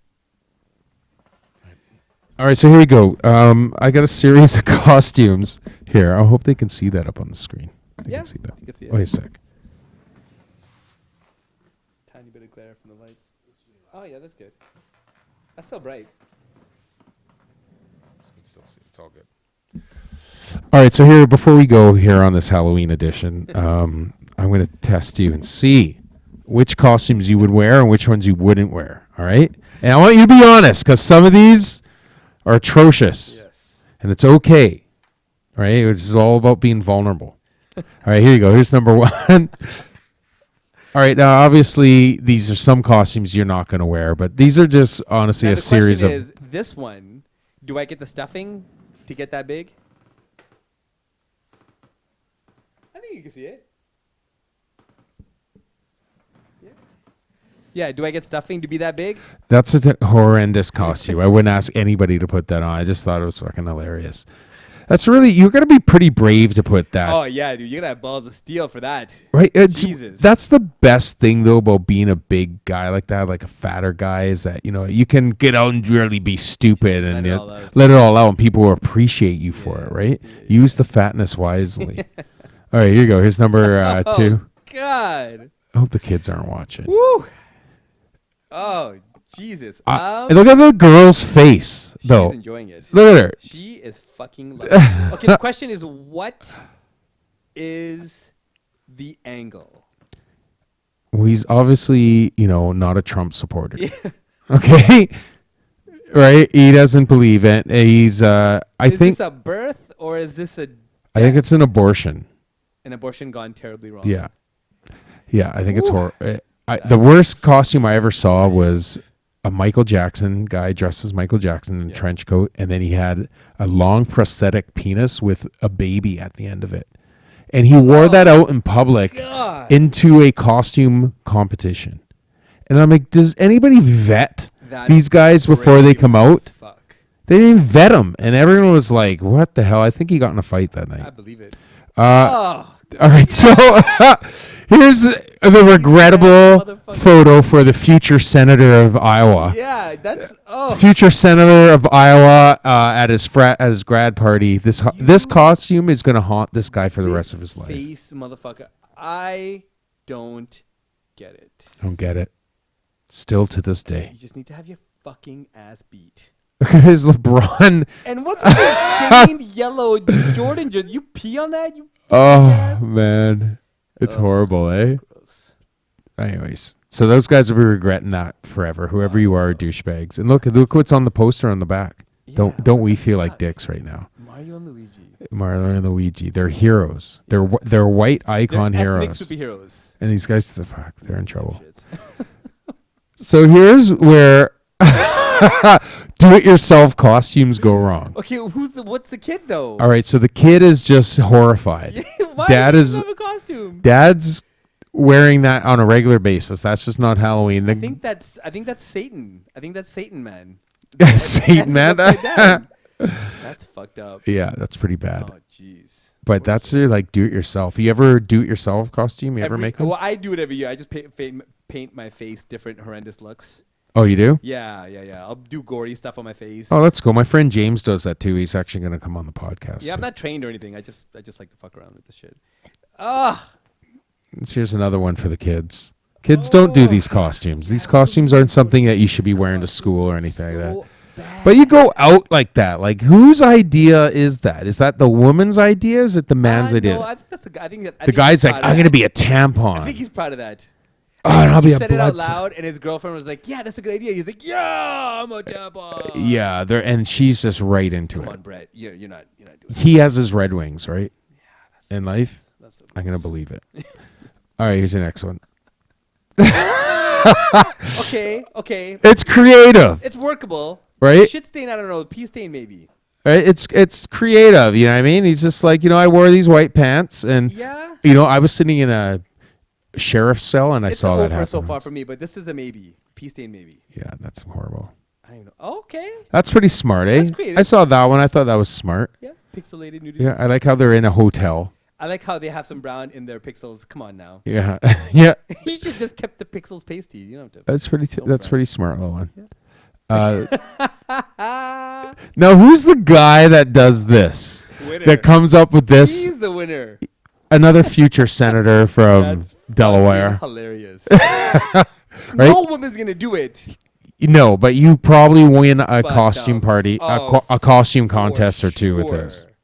And maybe girls do it. If it Freaks come out on Halloween. Win-win for him. Right? He's the white guy at the party that's like the guy, like, this is the guy that says he when he was a kid, he was going to be a gynecologist. Until he realized how hard it was to become a gynecologist. Yeah, what is he holding? Is that a bra? That's a fake bra boobs. Yeah, place boobs. Yeah. I saw this costume and I'm like, dude, who is this inappropriate redneck? This guy's always the life of the party. You know it. Everywhere he goes. This guy will shag anything. Not just sheep, like anyone, anything. That's ugly as fuck. That's a crazy costume, eh? He went for it. And the fact that the true question is, what are you wearing underneath that long shirt? Is there anything under there? Yeah, no, I don't think so. No. I don't think so. Take that beer away from him. Right? No more. Didn't you see what you've started? Oh, what? Yeah, a Norwhale. Well, he's become a fucking fancy Norwhale for... Now, that's a guy you don't want to invite to your party if he's going to be the Norwhale. Yeah, just lying on taking up the whole couch. Yeah. right? Diving Lying on the tables floor, like that and looking shit. at people's skirts. Right? I fucking kick him. I probably would kick him if I saw him at the party. Hey, buddy, what's your costume? I'm a Norwell. Look at him. Are you a unicorn? I'll put the sticks up and you can field goal. You can field goal him. Fucking crush his horn. Sell it on the Asian market. Fuck you, Norwell. Forever. Yeah, that's it. Never have a soft day again. Oh, poor cat. Now, one of the things I don't like to do, my girl always wants me to put a sweater on the cat, but dressing him up in costumes, one is a waste of money, and two, they obviously But don't your like cat it. is hairless. It could use a sweater. Jesus, imagine if I dressed it up as sushi. No. My It girl let would. you. I don't think it would let you. My girl would love that. If I did that, she would love it. I might actually do That's this. a lot of care. Stay tuned on social media since I know she's not listening. Stay tuned on social media. I'm gonna do this to my cat. This is gonna be the cat thing. Oh wow. Yeah. Okay. This is DUI to the nth degree. Like this is. Yeah, it's so bad that it's good. You got at least sprung for the full thing, and at least. Why? Yeah. Why are you absent color? I don't know. It's creative though. Yeah. Can't take her to a party either. Wow. Yeah, you want to speak about This broke took ass? some effort. Ghetto Chewbacca. Yeah. Okay. It's broke ass, but there's effort. Yeah, it looks pretty They cool. went for it. And they fucking labeled themselves so nobody would get confused when they go to the party. Who the fuck are you, a That's tree? Chewbacca. Are you a tree? Are you from Harry and the Hendersons? No, Chewbacca, bitch. Are you from the Wizard of Oz? Chewbacca ain't got no name tag in the movie. Get the fuck out of here. And he probably practiced the sounds because all you would have is the sound of Chewbacca down. If you didn't have that, I love that sound, man. I can't do it, though. yeah, I can't do it. Oh, shit. There's another brother that stepped it up, Nice. Tinfoil RoboCop. right? Didn't want to shave the mustache or anything Fucking for it. awful, bro. Mom's Could have done better. Johnny, where's my pan? I'm trying to make your dad some chicken wings in the oven. Where's my fucking pan? Mom, I'm using it for Halloween. RoboCop, bitch. I'm trying to bake a flan cake up here, and you got the dish. Right? Bring it back. I got 3 days to Halloween. I'm trying to practice. Right? Fuck, man. Look at this guy. That's horrible. This guy masturbated on Halloween. Every other day before and after in his entire life. Dressed up as RoboCop. I will take you down. Right? Masturbated looking at himself. You know he did. Okay, wait. Wait. Is that a kid they put in there? I don't know. I don't know how to comment on this. I don't know if it's a kid or it's a little person or it's like, is this person abused? is it, was this a force? Oh, another guy. Was this punishment? Bad. If you gotta label your costume, you know you didn't do enough. You didn't do enough if you have to label it. Don't do this to your child now that you've seen it. You know, I remember this reminds me of a Halloween. I got grounded on Halloween once. Oh, shit. Dad grounded me. I got kicked out of school on Halloween. You're not going out for Halloween. He felt so sad for it. All the kids are coming to the door. My dad has a heart, right? So he's like, all right, you could go out for Halloween. I'm like, oh my God, I don't have a costume, right? So I'm like scrounging through my shit, trying to find something and I put on my regular clothes, right? And it was like corduroy pants with patches missing on the corduroy, right? Old runners that I had sitting down there. I scuffed up my face and I wore an old jacket that I had. Yeah. And I fucking went as a homeless guy. They were like, There's nice. effort. Dude, it was There's sad. some effort. Yeah, it was really sad that year. They're so fucking cheap. We just got those plastic masks that you wrap around. Yeah. Not even the ones you can pull down, just with the string in the back, you know? Yes. Cheap. With the Regular cape. clothes with the mask. Oh, those are the good old days. Kids, you don't know how easy you have it now. You have the internet to tell you what to dress up as. Oh my god. Speaking of, Cracker. They're groceries. Yeah, they're a bag of groceries. Crackers being crackers. This would remind me of being grounded and then going out for a trick or treat. If you show up at a house like this, they're gonna call social services on you. Yes. What's wrong with you kids? Help me! Like just right? If kids come into my house with shitty costumes, I tell them. It's like that's horrible. You I should tell go them. home. Especially when they come with no costumes. Yeah. Like, really, you fucking bastard.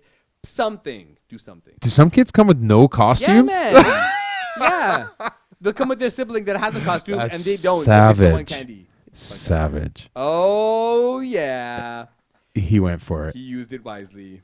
That guy right there is the first guy in his group to smoke crack.